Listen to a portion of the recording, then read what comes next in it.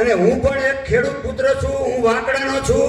અને મને આ જ્યારથી આંદોલન ચાલુ થયું ને ત્યારથી હું ક્યારેક બોલું છું, એટલે મારાથી જે કાંઈ સારું નબળું બોલાય તો માફ કરજો. મિત્રો, અત્યારે ઘણી બધી વાત કરી, સરકારની વાત કરી, થાંભલાની વાત કરી, તો હું એક બીજી વાત કરવા આવ્યો છું કે અમારા ગામની અંદર અત્યારે એક રોડ નીકળે છે, ફોરટેક હાઈવે, વાંકાનેરથી ગાડા એનું અહીંયા એ હાઈવેને મિલન કરે છે. તો એ ગામની અંદર 22 ગામ આવે છે અને લગભગ અમારા ગામના 40 ખેડૂતોની એમાં જમીન આવે છે અને 300 વીઘા જમીન એમાં જાય છે. મિત્રો, 300 વીઘા જમીન, અમારા ગામની ટોટલ જમીન 3500 વીઘા છે. વાંકડાની ટોટલ જમીન 3500 થી 3800 વીઘા છે. એમાં ખાલી એક રોડની અંદર 300 વીઘા જમીન જાય છે. તો હવે વિચાર કરો, અમારા ગામના ખેડૂતોનું ભવિષ્ય શું? આમાં કેનાલ તો નીકળી હતી, એમાં કપાણી, આ રોડમાં કપાય, થાંભલાની પણ લાઈન આવે છે, મેપ આવી ગયો છે, થાંભલાની લાઈનનો પણ મેપ આવી ગયો છે 765 કેવીનો. તો મિત્રો, આપણે જાગવું પડશે, આપણે એકતા કરવી પડશે કે નકર આપણા ભવિષ્ય, આપણા જે છોકરા રહ્યા એને વારસામાં કાંઈ મળશે નહીં. ખેતી તો વારસામાં ખેતી નહીં મળે તો આપણા છોકરાને ટિફિન લઈને કારખાનામાં જવું પડશે. તો અત્યારે આ મોંઘવારીની અંદર આપણે સમજો કે આ ટિફિન લઈને આપણે કારખાનામાં જઈએ તો આપણું કેવું ઘર હાલે. તો આપણી બાપ દાદાની જમીન બચાવવા માટે, આપણા વારસાઈને રાખવા માટે આપણે એક થવું પડશે.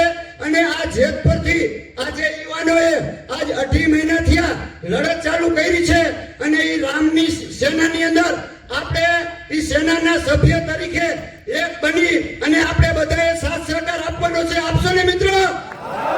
તન મન ધનજીને ગમે ત્યારે જેતપુર વાળા ગમે ત્યાં બોલાવે આપણે જાશું ને. અને એક ને નહીં, એક જણો 5 જણાને લઈ જવાના છે મિત્રો. હતું ને?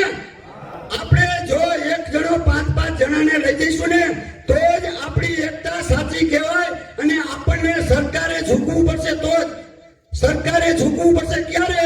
કે હરેક ખેડૂત ઘર બહાર નીકળી અને આ આંદોલનને સહકાર આપશે ને ત્યારે જ સાચું એકતા થશે.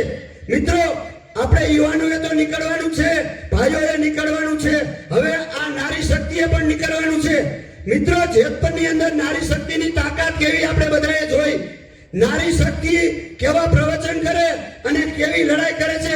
આ બધા યુવાનોને ઉભા કર્યા હોય ને જેતપુર વાળાને તો નારી શક્તિએ કર્યા મિત્રો. અને નારી શક્તિ જ કરી શકે. માટે તમામ નારી શક્તિને હું અહીંયાથી આહવાન કરું છું કે બધા પોતપોતાની ઘરે પોતપોતાના યુવાનોને, ભાઈઓને કહો કે આ આંદોલનને તન મન ધનથી સહયોગ આપો. સહયોગ આપશો તો જ આપણને આનું રિઝલ્ટ મળશે અને આપણે લડી શકશું. મિત્રો, આ સરકાર અત્યાર સુધી આપણને એમ કહેતી હતી કે ભય, ભીત અને ભ્રષ્ટાચાર હટાવશું. અત્યારે તમને લાગે ભ્રષ્ટાચાર હટાયો હોય એવું લાગે? નથી લાગતું ને?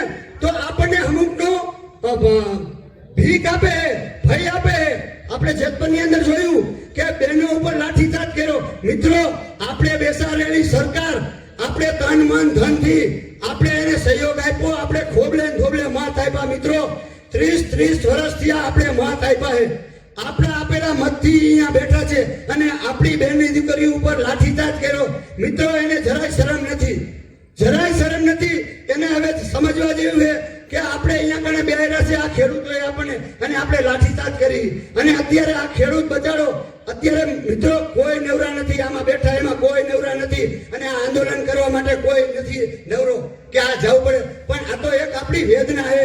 હરેક ખેડૂતની વેદના બોલે છે ને એટલે આ ખેડૂત આવી રહ્યો છે. કોઈને બોલાવવામાં નથી આવતો, ખાલી મેસેજ જોઈને આવે. મિત્રો, તો આપણે લડવું પડશે, લડવું પડશે ને લડવું પડશે. અને હવે તો આ ગુજરાત પૂરતો પ્રશ્ન નથી, આખા ભારત લેવલનો પ્રશ્ન છે અને આખા ભારતમાં આની લડાઈ ચાલુ થઈ ગઈ છે.